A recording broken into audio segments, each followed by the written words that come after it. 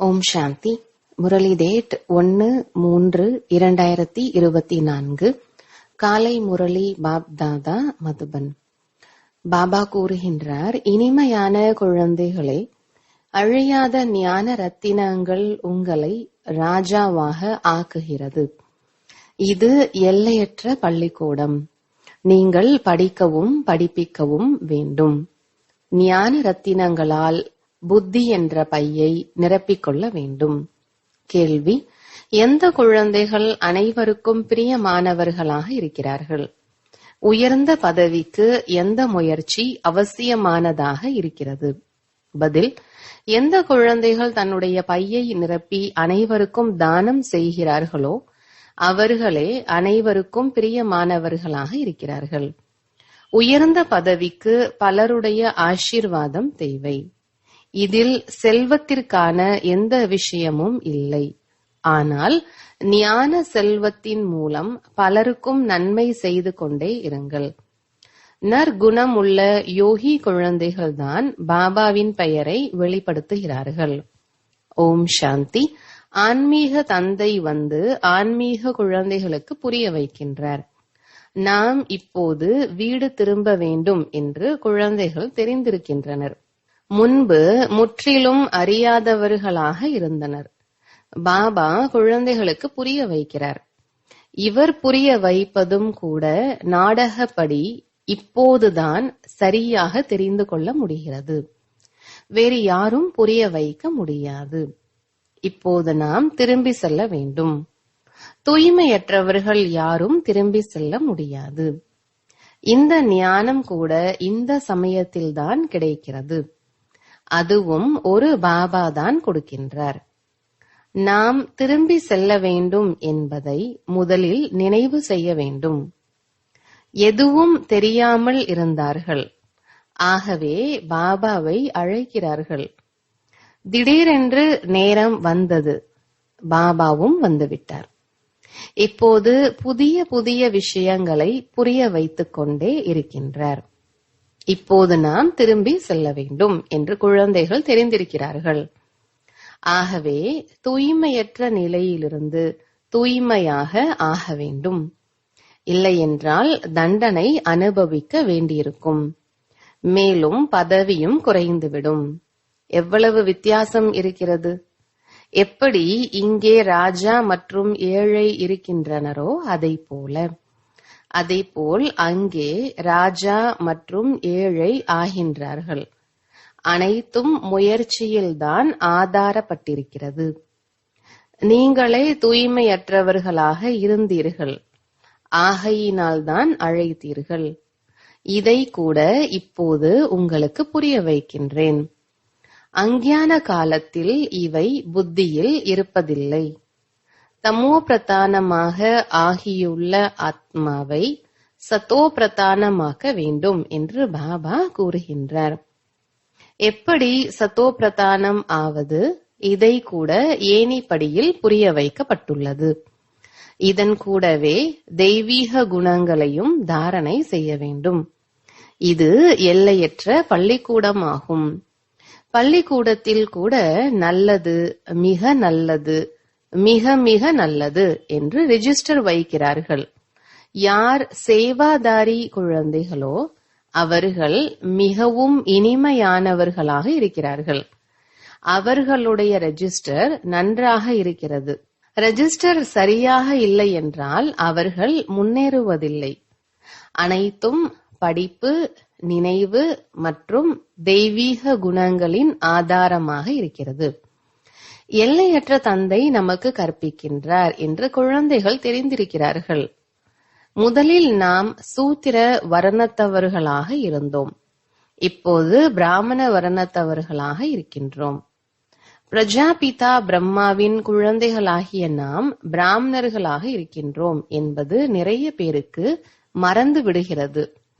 எப்போதெல்லாம் நீங்கள் பாபாவை நினைவு செய்கிறீர்களோ அப்போதெல்லாம் பிரம்மாவையும் நினைவு செய்ய வேண்டியதிருக்கும். நாம் பிராமண குலத்தை சேர்ந்தவர்கள் என்ற போதை ஏற்பட வேண்டும். இது மறந்து விடும் போது நாம் பிராமண குலத்தை சேர்ந்தவர்கள், பிறகு தேவதை குலத்தை சேர்ந்தவர்களாக ஆவோம் என்ற போதை ஏறுவதில்லை. பிராமண குலத்தை யார் உருவாக்கியது? பிரம்மா மூலம் நான் உங்களை பிராமண குலத்திற்கு கொண்டு வருகின்றேன். இது பிராமணர்களின் ராஜ்யம் கிடையாது. இது மிக சிறிய குலம். இப்போது தன்னை பிராமணன் என்று புரிந்து கொள்ளும் போதுதான் தேவதையாக ஆகிவிடுவீர்கள். தன்னுடைய தொழிலில் ஈடுபட்டு விடுவதன் மூலம் அனைத்தும் மறந்து விடுகிறது. பிராமணன் என்பதும் கூட மறந்து விடுகிறது. தொழில் முடிந்ததும் முயற்சி செய்ய வேண்டும். சிலருக்கு தொழிலில் அதிக கவனம் கொடுக்க வேண்டியதாய் இருக்கிறது. காரியம் முடிந்ததும் தன்னுடைய விஷயங்களை பாருங்கள். நினைவில் அமர்ந்து விடுங்கள். உங்களிடம் உள்ள பேட்ஜ் மிக நன்றாக இருக்கிறது. இதில் லக்ஷ்மி நாராயணனுடைய சித்திரமும் இருக்கிறது, திருமூர்த்தியும் இருக்கின்றது. பாபா நம்மை அப்படி ஆக்குகின்றார். அவ்வளவுதான். இதுதான் மன்மனாபவ ஆகும். சிலருக்கு பழக்கமாகி விடுகிறது, சிலருக்கு ஆவதில்லை. பக்தியோ இப்போது முடிந்து விட்டது. பாபாவை நாம் நினைவு செய்ய வேண்டும். எல்லையற்ற தந்தை உங்களுக்கு எல்லையற்ற ஆஸ்தியை கொடுக்கின்றார். எனவே மகிழ்ச்சி ஏற்படுகிறது. சிலருக்கு மிகுந்த ஈடுபாடு ஏற்பட்டு விடுகிறது, சிலருக்கு குறைவான ஈடுபாடு ஏற்படுகிறது. இது மிகவும் சகஜமானது ஆகும். கீதையின் ஆரம்பம் மற்றும் முடிவில் மன்மனாபவ என்ற வார்த்தை இருக்கின்றது. இது கீதையின் நிகழ்வாகும். கிருஷ்ணரின் பெயரை மட்டும் போட்டுவிட்டார்கள். பக்தி மார்க்கத்தில் என்னவெல்லாம் உதாரணம் இருக்கின்றதோ அவை அனைத்தும் இந்த நேரத்திற்கானது ஆகும். தேக உணர்வை விட்டுவிடுங்கள், தன்னை ஆத்மா என்று புரிந்து கொள்ளுங்கள் என இப்படி பக்தி மார்க்கத்தில் யாரும் சொல்ல மாட்டார்கள். இங்கே உங்களுக்கு இந்த படிப்பை பாபா வந்து கொடுக்கின்றார். தேவி தேவதா தர்மத்தின் ஸ்தாபனை நம் மூலமாக ஏற்படுகிறது என்ற நிச்சயம் இருக்கிறது. ராஜ்யம் கூட ஸ்தாபனை ஆகி கொண்டிருக்கிறது. இதில் சண்டை போன்ற எந்த விஷயமும் கிடையாது. பாபா இப்போது உங்களுக்கு தூய்மையை கற்றுக் கொடுக்கின்றார். அதுவும் அரை கல்பத்திற்கு அழியாமல் இருக்கும். அங்கே ராவண ராஜ்யம் என்பதே கிடையாது. இப்போது நீங்கள் விகாரத்தின் மீது வெற்றி அடைகின்றீர்கள். கல்பத்திற்கு முன்பு எப்படி ராஜ்யத்தை ஸ்தாபனை செய்திருந்தோமோ அப்படியே இப்போதும் செய்து கொண்டிருக்கின்றோம் என்று நீங்கள் தெரிந்திருக்கின்றீர்கள். நமக்காக இந்த பழைய உலகம் அழிய போகிறது. நாடக சக்கரம் சுற்றி கொண்டிருக்கிறது. அங்கே தங்கமே தங்கமாக இருக்கும். எது இறந்ததோ அது மீண்டும் இருக்கும். இதில் குழப்பம் அடைவதற்கான விஷயம் எதுவும் இல்லை.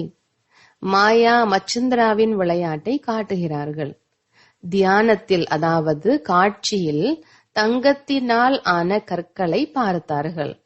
நீங்களும் கூட வைகுண்டத்தில் தங்க மாளிகையை பார்க்கின்றீர்கள்.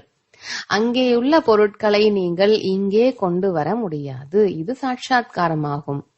பக்தியில் நீங்கள் இந்த விஷயங்களை தெரிந்திருக்கவில்லை. நான் வந்திருப்பதே உங்களை அழைத்து செல்வதற்கு தான் என்று பாபா கூறுகின்றார். குழந்தைகள் இல்லை என்றால் பாபாவிற்கு கூட நிம்மதி இல்லை. சமயம் வரும்போது எனக்கு ஓய்வு முடிந்து விடுகிறது. குழந்தைகள் துக்கத்தில் இருக்கும் போது செல்ல வேண்டும்.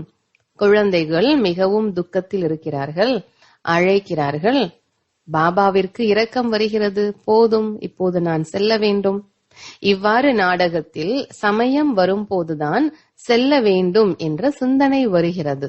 அதாவது பாபா இந்த உலகத்திற்கு வர வேண்டும் என்ற சிந்தனை எழுகிறது. விஷ்ணு அவதாரத்தின் நாடகம் காட்டுகிறார்கள்.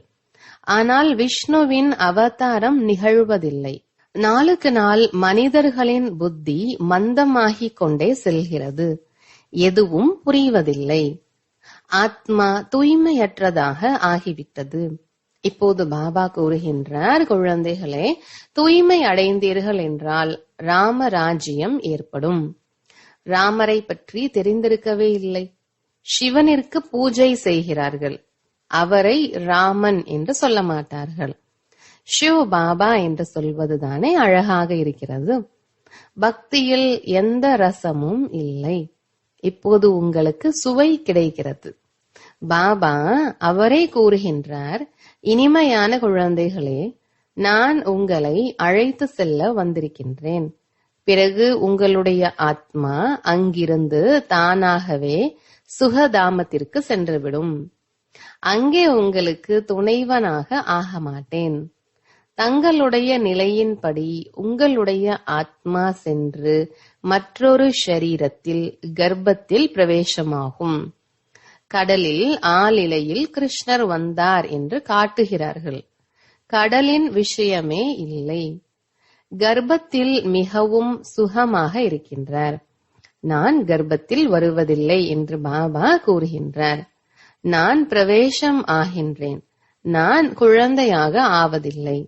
எனக்கு பதிலாக கிருஷ்ணரை குழந்தை என்று நினைத்து மனம் மகிழ்கிறார்கள். கிருஷ்ணர் ஞானம் கொடுத்தார் என்று புரிந்து கொள்கிறார்கள். ஆகையினால் அவரை மிகவும் நேசிக்கிறார்கள். நான் அனைவரையும் உடன் அழைத்து செல்கிறேன். பிறகு உங்களை அனுப்பி வைத்து விடுகின்றேன். பிறகு என்னுடைய நடிப்பு முடிந்தது. அரை கல்பத்திற்கு எந்த நடிப்பும் கிடையாது. பிறகு பக்தி மார்க்கத்தில் நடிப்பு ஆரம்பமாகும். இவ்வாறு நாடகம் உருவாக்கப்பட்டுள்ளது. இப்போது குழந்தைகளுக்கு ஞானத்தை புரிந்து கொள்வதும் புரிய வைப்பதும் சகஜமாகும். மற்றவர்களுக்கு கூறினால் குஷி இருக்கும். மேலும் உயர்ந்த பதவியும் அடைவீர்கள். இங்கே அமர்ந்து கேட்கும் போது நன்றாக இருக்கிறது. வெளியில் சென்றதும் மறந்து விடுகிறீர்கள். சிறை பறவைகள் போல் இருக்கிறீர்கள். ஏதாவது ஒரு குறும்பு செய்து சிறைக்கு சென்று கொண்டுதான் இருக்கிறார்கள். உங்களுடைய நிலையும் அப்படிதான் இருக்கிறது. கர்ப்பத்தில் பலனை அனுபவித்து ஆத்மா அங்கேயே முடித்து விடுகிறது. இந்த அனைத்து விஷயங்களையும் கூறினால் மனிதர்கள் பாவ காரியங்கள் எதுவும் செய்ய மாட்டார்கள். ஆத்மா தன்னுடன் சன்ஸ்காரத்தை கொண்டு செல்கிறது. ஆகையால் சிலர் சிறு வயதிலிருந்தே பண்டிதன் ஆகி விடுகின்றார்கள். ஆத்மாவில் எதுவும் ஒட்டாது என்று மனிதர்கள் நினைக்கிறார்கள். ஆனால் ஆத்மா நிர்லேப் அல்ல. நல்லது அல்லது கெட்ட சம்ஸ்காரத்தை ஆத்மாதான் கொண்டு செல்கிறது. ஆகையினால்தான் கர்மங்களின் வினை ஏற்படுகிறது. இப்போது நீங்கள் தூய்மையான சம்ஸ்காரத்தை கொண்டு செல்கிறீர்கள். நீங்கள் படித்து பிறகு பதவி அடைகின்றீர்கள். பாபா அனைத்து ஆத்மாக்களின் கூட்டத்தையும் திரும்ப கொண்டு செல்கின்றார். மீதம் கொஞ்சம் பேர் இருப்பார்கள். அவர்கள் பின்னால் வந்து கொண்டே இருக்கிறார்கள். யார் பிறகு வர வேண்டுமோ அவர்கள் மட்டும் இருக்கிறார்கள். மாலையில் வரிசையாகத்தான் வருவார்கள். மீதம் யார் உருவாகின்றனரோ அவர்கள் சொர்க்கத்திலும் கடைசியில் வருவார்கள். பாபா எவ்வளவு நன்றாக புரிய வைக்கின்றார். சிலருக்கு தாரணை ஏற்படுகிறது, சிலருக்கு தாரணை ஆவதில்லை. நிலை எப்படியோ அப்படியே பதவியும் கிடைத்து விடுகின்றது. குழந்தைகளாகிய நீங்கள் இரக்க மனம் உடையவராக நன்மை செய்பவராக ஆக வேண்டும். யார் மீதும் குற்றம் சொல்ல முடியாதபடிதான் நாடகம் கூட உருவாக்கப்பட்டிருக்கிறது. கல்பத்திற்கு முன்பு எந்த அளவு படித்தார்களோ அந்த அளவுதான் படிப்பார்கள். அதிகமாக படிக்க மாட்டார்கள். எவ்வளவுதான் முயற்சித்தாலும் எந்த வித்தியாசமும் ஏற்படாது. யாருக்கேனும் சொல்லும் போதுதான் வித்தியாசம் ஏற்படும். வரிசைப்படிதான் இருக்கின்றார்கள் அல்லவா? ராஜா எங்கே, ஏழை எங்கே? இந்த அழியாத ஞான ரத்தினங்கள் ராஜா ஆக்குகிறது. முயற்சி செய்யவில்லை என்றால் ஏழை ஆகி விடுகின்றார்கள். இது எல்லையற்ற பள்ளிக்கூடம். இதில் 1ஆம் 2ஆம் 3ஆம் வகுப்பு என இருக்கிறது. பக்தியில் படிப்பிற்கான விஷயமே இல்லை. அங்கே இறங்குவதற்கான விஷயம். பெருமை அதிகம். வாத்தியம் இசைக்கிறார்கள், புகழ் பாடுகிறார்கள். இங்கே அமைதியாக இருக்க வேண்டும். பஜனை போன்ற எதுவுமே கிடையாது. நீங்கள் அரை கல்பம் பக்தி செய்திருக்கிறீர்கள். பக்தியில் எவ்வளவு பிரசித்தமாக இருக்கிறது. அனைவருக்கும் அவரவருடைய நடிப்பு உள்ளது. சிலர் விழுகின்றனர், சிலர் ஏறுகின்றனர். சிலருடையது நல்ல அதிர்ஷ்டம், சிலருடையது குறைவு. பாபா ஒரே மாதிரியாக முயற்சி செய்ய வைக்கின்றார். படிப்பு கூட ஒரே விதமாக இருக்கும் போது டீச்சரும் ஒரே ஒருவர்தான். மற்ற அனைவரும் மாஸ்டர்ஸ் ஆவர். ஒரு பெரிய மனிதர் நேரம் இல்லை என்று சொன்னால், ஆக அவரிடம் வீட்டுக்கு வந்து கற்றுத்தரலாமா என்று கேளுங்கள். ஏனெனில் அவர்களுக்கு தன்னுடைய அகங்காரம் இருக்கிறது. ஒருவருக்கு உதவி செய்வதன் மூலம் மற்றவர்களுக்கும் கூட தாக்கம் ஏற்படுகிறது. ஒருவேளை அவரும் யாரிடமாவது இந்த ஞானம் நன்றாக இருக்கிறது என்று சொன்னால், இவர்களுக்கும் பிரம்மா குமாரிகளிடம் சம்பந்தம் ஏற்பட்டு விட்டது, ஆகையால் நன்றாக இருக்கிறது என்று மட்டும் சொல்லிவிடுகின்றனர் என்பார்கள். குழந்தைகளிடம் யோகத்தின் சக்தி நன்றாக இருக்க வேண்டும். ஞானம் என்ற வாளில் யோகத்தின் கூர்மை வேண்டும். நற்குணம் உள்ளவராகவும் யோகியாகவும் இருந்தால் பெயரை வெளிப்படுத்துவார்கள். வரிசை கிரமமாக இருக்கத்தான் செய்கின்றனர். ராஜ்யம் உருவாக வேண்டும். தாரணை மிக சகஜமானது என்று பாபா சொல்கின்றார். பாபாவை எந்த அளவு நினைவு செய்வார்களோ அந்த அளவு அன்பு இருக்கும், ஈர்ப்பு ஏற்படும். ஊசி சுத்தமாக இருந்தால் காந்தத்தின் பக்கம் ஈர்க்கப்படுகிறது. துரு இருந்தால் ஈர்க்கப்பட மாட்டாது. இதுவும் கூட அப்படிதான். நீங்கள் தூய்மையாகிவிடும் போது முதல் நம்பரில் போய்விடுகிறீர்கள். பாபா நினைவின் மூலம் துரு நீங்குகின்றது. குருவே தங்களுக்கு பலி ஆகின்றேன் என்ற பாடல் உள்ளது. ஆகையால் குரு பிரம்மா, குரு விஷ்ணு என்று சொல்கிறார்கள். நிச்சயதார்த்தம் செய்விக்கக்கூடிய அந்த குருக்கள் மனிதர்கள் ஆவர். நீங்கள் சிவனோடு நிச்சயதார்த்தம் செய்துள்ளீர்களே தவிர பிரம்மாவோடு அல்ல. ஆக சிவனை தான் நினைவு செய்ய வேண்டும். தரகரின் படத்துக்கு அவசியமில்லை. நிச்சயதார்த்தம் முடிந்துவிட்டால் ஒருவரை ஒருவர் நினைவு செய்து கொண்டே இருக்கின்றனர். ஆக இவருக்கும், அதாவது பிரம்மாவிற்கும் ஊதியம் கிடைத்து விடுகிறது. நிச்சயதார்த்தத்திற்கும் கிடைக்கிறது அல்லவா? மற்றபடி இவருக்குள் பிரவேசம் ஆகின்றேன், கடனாக இருக்கின்றேன். ஆக பிரம்மாவும் சிவபாபாவிடம் கவரப்படுகின்றார். ஆகையால் குழந்தைகளுக்கும் புரிய வைக்கின்றார். எந்த அளவு நீங்கள் பலருக்கு நன்மை செய்வீர்களோ அந்த அளவு உங்களுக்கு ஞான தெளிவு, ஞான ஒளி கிடைக்கும். இவை ஞானத்தின் விஷயங்களாகும். மற்றவர்களுக்கு ஞானம் கொடுத்து கொண்டே இருந்தால் ஆசீர்வாதம் கிடைத்து விடுகிறது. பைசாவிற்கு அவசியமே இல்லை. மம்மாவிடம் பணம் இல்லை என்றாலும் பலருக்கு நன்மை செய்தார்.